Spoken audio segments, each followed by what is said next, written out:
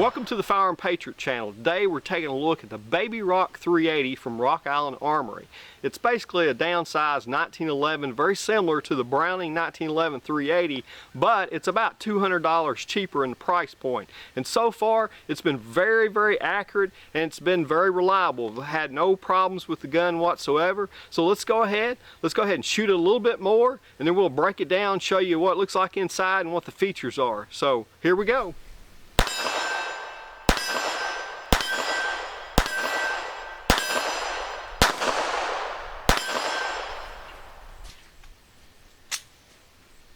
Alright, we're going to go ahead and shoot right-handed dominant.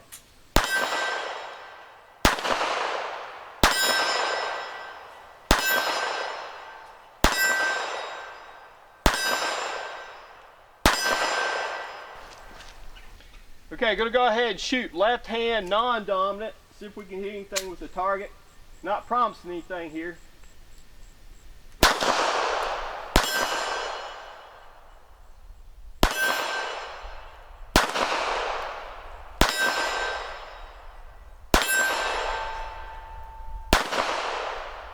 Not too good non-dominant. Hit a few times. It's raining outside, so I'm back inside to take a look at this Baby Rock 380 from Rock Island Armory. This is a T&E gun. I didn't really know what to expect from it. At the price point, I thought, you know, we'd probably see some rough spots and some burrs here and there, but the machining on it is very good. I've been very impressed with the quality level of this firearm at the price point that it comes in at. Now this has a suggested retail price of $460, so you can expect the price to be far south of that when it hits the actual dealers. The only other competitor that it has is the Browning 1911 380, which is about $200 more expensive. It is aluminum frame, so it's a little lighter. And I understand it has polymer sights as opposed to the steel sights that we have on the Rock Island Armory. This is a cleared gun, just wanted you to be able to see that, so there's no issues there. We're going to go ahead and release the slide and put the safety on the firearm as it's cocked. But you know, really just want to kind of go over the dimensions and the features of the gun so you can see them a little bit close up. It's hard to do that on the range sometimes. But again, as I said, it's an all steel firearm as far as the frame and slide goes. It's parkerized black. It's a little contrasting colors between the frame and the actual slides, and that looks really good. I like the matted finish because there's no glare when you're outside shooting the gun, and that's a very nice feature from a defensive standpoint. The slide is very well rounded, smooth. There's really no rough edges on the firearm. It has rear serrations and also front serrations for slide grip. Very easy to pull this slide back.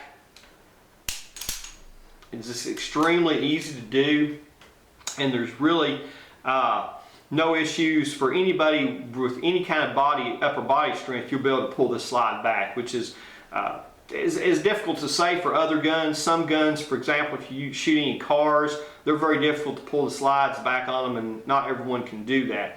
I like the fact that it does have the deep serrations at the front. Not all 1911s have that either. Again, it has metal sights. These are Novak sights in the back. Novak styled sights. They are adjustable for windage. They are all blacked out, so there's no white markings on them. Same with the front post. It's a metal slide out type of front sight with basically a set screw on the back. That did come loose on us at the range when we were shooting it, and we did lose it. We had to ask for another one to be sent to us. It was sent to us. We've put that in and, you know, put the set screw in some Loctite, so I don't anticipate that being a problem.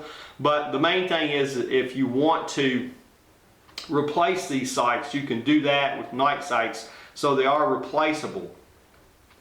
Used to, Rock Island Armory would put their name all the way down the side of the slide, and they've kind of toned that down a little bit. Now they just have a little logo here at the back of the slide. Very nice, I think, on the gun. The only other place you see their logo is actually, it's molded into the grip, which is also very nicely done. So very attractive looking gun. Again, it has a lot of features on it for the money. Not everybody's going to shoot the 380 caliber. Some people say 380s aren't powerful enough, but there's some really good defensive rounds out there now for the 380. And this gun allows you to take advantage of those rounds because of the longer barrel. It has a 3 3/4 inch barrel on it, which is a lot longer than most of the pocket pistols that you see. So you're going to get the maximum velocity out of the ammo that you shoot, which is a nice feature. Also, it weighs in at 22.3 ounces, which is, like I said, a little heavier than Browning, which is 17 ounces. But the recoil on it is very controllable. So if you're recoil sensitive, this just might be the ticket right here. The gun's 6.5 inches in length. It's basically 4.5 inches in height. The slide measured in at 3/4 inch. The widest point on the gun is at the grips here, and it measured 1 inch. So, you know, it certainly can easily be carried. The weight's not that substantial. And it's about the size of an M&P Shield or a Ruger LC9 or probably a Glock 43. It's not as big, it's not as small as the pocket pistols. To give you an idea, this is a Bodyguard. So you can see the Bodyguard is a lot smaller gun, height-wise and just length-wise. But in shooting the two guns, it was like daylight and dark. The Bodyguard has a very heavy trigger pull. It makes it very difficult to hit what you're shooting at. There was no problems pounding the target with this little baby rock. It performed very, very well. Put 200 rounds to it, and there were absolutely no problems other than that front sight post coming off, but the gun functioned extremely well. It was a very popular gun on the range. Now take a look at the hammer. You've got a skeletonized hammer. It's serrated on the back here so you can get a good grip on it if you need to. You've got a long beaver tail back here that protects you from getting any kind of hammer bite. You've got your grip safety here. There's no external safety on the right hand side of the gun. I think most people like that simply because sometimes that other safety can get in the way. It does have the safety on this side, and it's serrated at the top as well, and you hear a very positive click going up, a very positive click going down. Now if you're going to shoot this gun and carry it for self-defense, make sure you train and make sure every time you draw that gun you take that safety off, because that can be a hang-up on you if you need it. Now you also have the slide stop right down here, which is also the takedown lever. It's serrated too, so you can get a good grip on that. This is the magazine release. It's round. There was no problems with the magazines dropping out accidentally. No issue with that whatsoever. It takes a firm pop to get that out, but it's very, very easy to do. Works every time. No problems whatsoever. But there was no inverted magazine drops on the gun. Of course, it doesn't have a magazine safety in it. The only external safeties you have, of course, is the grip safety and the external safety here on the side of the frame. This is a Series 70 1911 trigger, which is the preferred trigger, I believe, on 1911s. It is a very short pull. We'll go ahead and put a snap cap in here to demonstrate the trigger pull on that.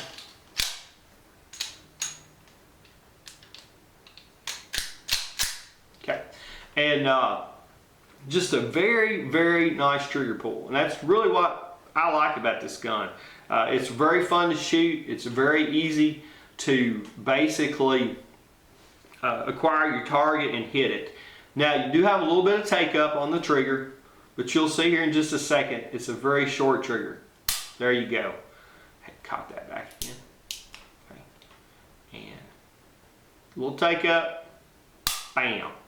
Trigger measured at 4 pounds and 13 ounces, but it feels a lot lighter than that just because you don't have to pull it back very far. It's got a quick reset. It makes it easy to acquire your target and hit follow-up shots very quickly. So the triggers are very impressive on it. It's a full-size 1911 trigger, so if you wanted to replace that, you could do it. It's not a skeletonized trigger, but they do have some holes drilled in it for basically weight savings. Okay, the grips are very nice on this gun. It's not the types of grips you'd expect to see on a gun at this price level. These are VZ grips. They're a rubber-based grip. They have a diamond pattern in it, and like I said, they have the logo of Recoil Armory in them. But they allow you to get a very good grip on the gun, a very good purchase, and it makes it a lot easier to shoot and control. You know, so one thing about this gun, again, the recoil on it's very controllable, so it's going to be pretty much easy for anybody to shoot and shoot well. Again, you can't get that with some of these pocket-sized pistols. It does come with 2 steel magazines with 6 rounds in each magazine, 1 in a chamber, a total of 7 rounds. Okay, so let's go ahead and disassemble this baby rock. First thing you want to do is you want to make sure, again, it's cleared. Although we know it's cleared, we'll check it anyway. We want to go ahead and remove the magazine from the gun. You can't disassemble it with the magazine in there. And what you're going to do here basically is at the top you have a barrel bushing and you have a recoil spring plunger here. And those have to be removed first. So what we're going to do is we're going to take this barrel bushing and we're going to turn it clockwise over top of the plunger. And we're going to push that plunger in. I'm going to do it with an ink pen. They make a special tool for it, but I don't have that tool. So that's basically what we're going to do right here. Turn around, it's easier for me to do it this way. So we're going to, again, push the plunger down, rotate the bushing clockwise. Go ahead and take the plunger out. We can take the recoil spring out. Then we're going to rotate this bushing back around counterclockwise and remove it from the firearm. There we go.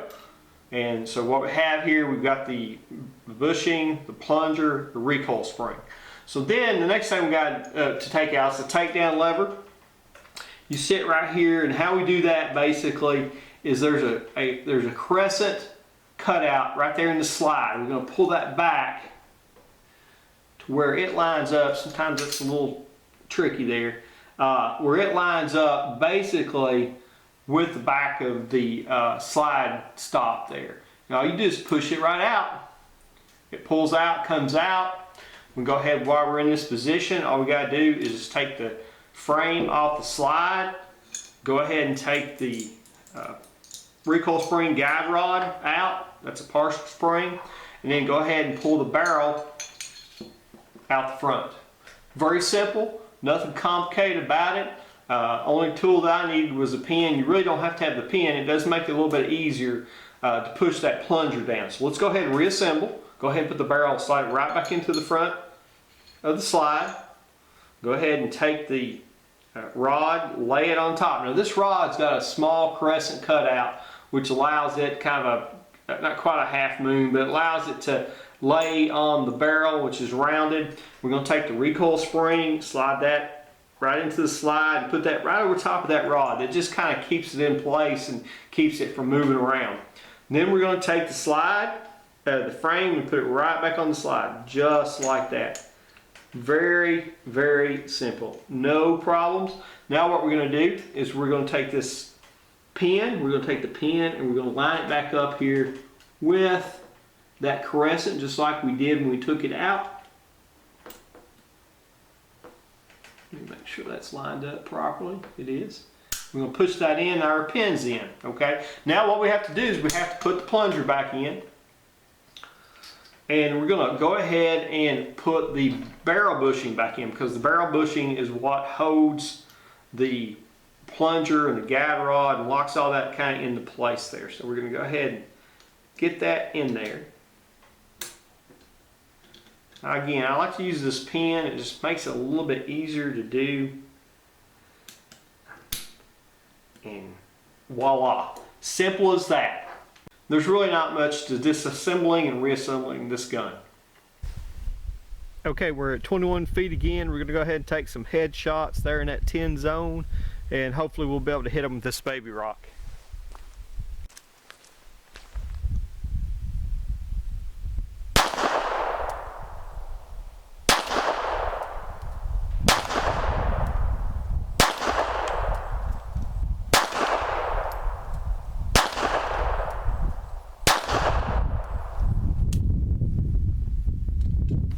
Okay, we're going to take some head shots here at 21 feet with this baby rock. Let's see what we can do.